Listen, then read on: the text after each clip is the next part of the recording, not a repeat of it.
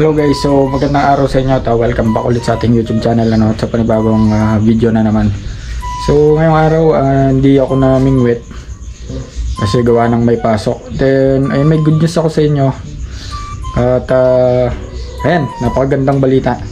So bali dumating na yung in-order ko sa Shopee, no.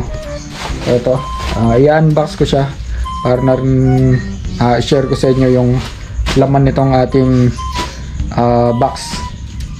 Kaya medyo natagalan siya kasi naipit siya sa sa November 1 na nataon siya sa Ondas. So bali nabot din siya ng 3 days. Actually nung October 30 ko pa to in order, then kagabi lang siya dumating. At ayan, may bago na tayong laruan, no. So ayan, napakasaya lang. At kaya ako binlog kasi gusto kong i-share sa inyo. Then ayan, tara sabay-sabay nating unbox. Actually na-unbox ko na pala to kagabi kasi nga may policy si Shopee na kapag ka na-receive yung item kuha na ng video.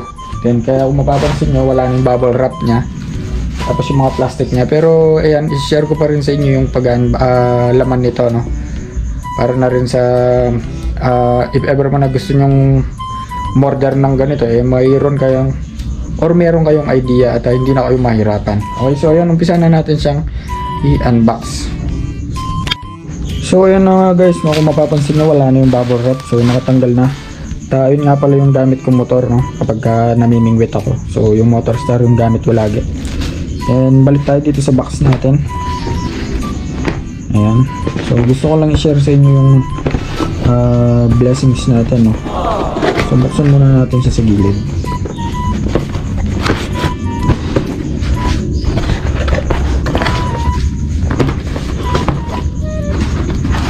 Yan. So meron pa siyang box, I mean bag. So napaka-social. Na-order ko nga pala to sa Shopee, no. Sa mga gustong mag-order sa Shopee, ilalagay ko na lang yung link sa baba. Para if ever man na gusto nyo bumili ng ganito, hindi na kayo mahihirapan maghanap. Nagbasa-basa ako sa reviews niya. Ang dami niyang benta, no. So may git, kung di ako nagkakamali, may git 4K yung sold niya dun sa seller natin na pinagbilan nito. Ayan, ito napakaganda. Meron pa siyang bag, pwede mo siyang bitbitin sa likod or bitbitin ng isang kamay. Hindi ka na mahihirapan. So, napakaliit lang. Yan na, tara. So tignan na natin yung laman ng ating bagong laruan. Yan, so guys, na-order ko nga pala to sa halagang 1,500, no.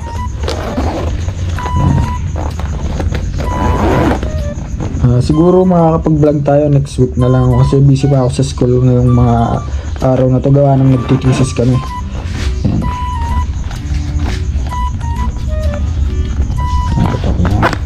So ang tatak niya nga pala is Leo Sports. Yan, for your extreme sports. Then balik natin. So ayan na. Ang guys, so kompleto na siya. Meron na tayong laruan. Sa mga gusto nga palang mag-order, meron siyang tatlong klase, no. So 3 varieties siya, kumbaga yung sukat lang yung nagkakaiba. So meron siyang 1.5 cm, tapos meron siyang 2.1 yata yun, and then meron siyang 2.4. So baling in order ko is yung pinakamahaba, yung 2.4. yan. So ito yung kanyang spinning reels nya. Then yung natin, no, tansi nandito. So kompleto na, napakaganda. Tapos ang kagandahan niya, may lure na siyang kasama.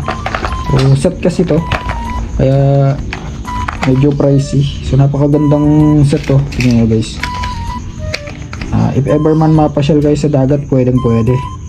Pero dahil dito lang sa malapit yung pinamimingwitan namin, so kahit siguro lalagyan ko na muna ito ng malilit na taga. Guys, so tingnan nyo, meron pa siyang mga pain dito, ayun. So pang dagat talaga siya. Ayan, may mga kasama na. So may langis. Yan. Then ang nagustuhan ko dito is yung kanyang reels, yung kanyang spinning, yan. meron siyang ayan. So nilalagay lang siya dito sa may ating rod mismo.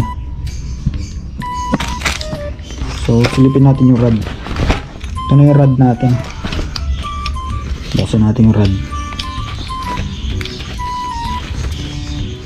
Kagandahan pati yung rod niya is may sariling lalagyan.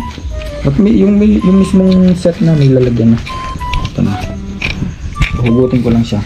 Oops, wait lang. Ayan. Charan! Lumalabas na yung ating laruan. Ayan. So, mahirapan kasi ako, wala akong holder. So hindi ko na ginamit yung tripod. Ayan. So napakaganda guys. So tignan nyo, napakahaba. Meron pa siyang case talaga. Yung mismong rod natin. Tanggalin ko lang itong case na.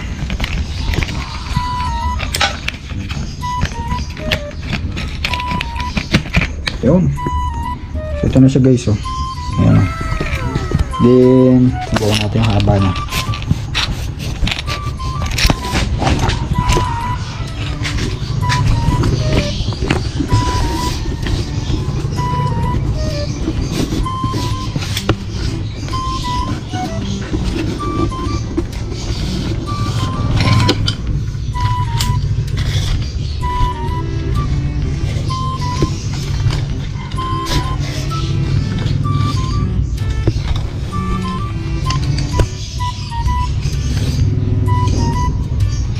Yun guys, yun, napakahaba nyo.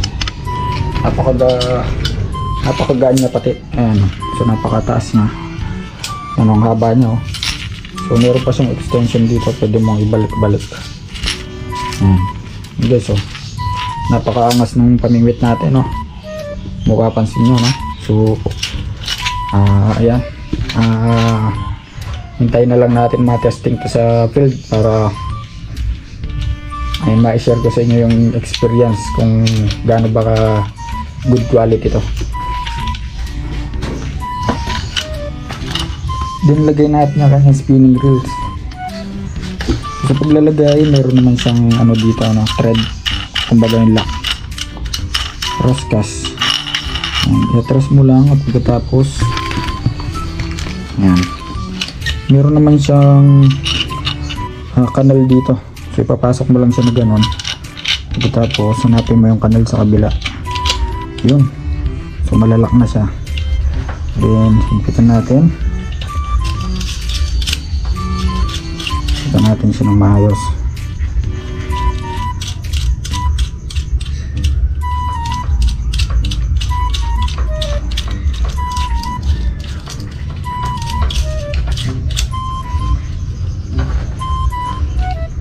Yun guys, oh, napakaangas na ng ating pamingwit.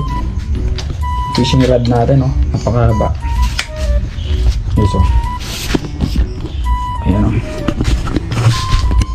Ayan, kung mapapansin nyo, napakahaba ng ating fishing rod. So ayan, sa mga gustong umorder nga pala nito, no, lalagay ko na lang yung link sa baba.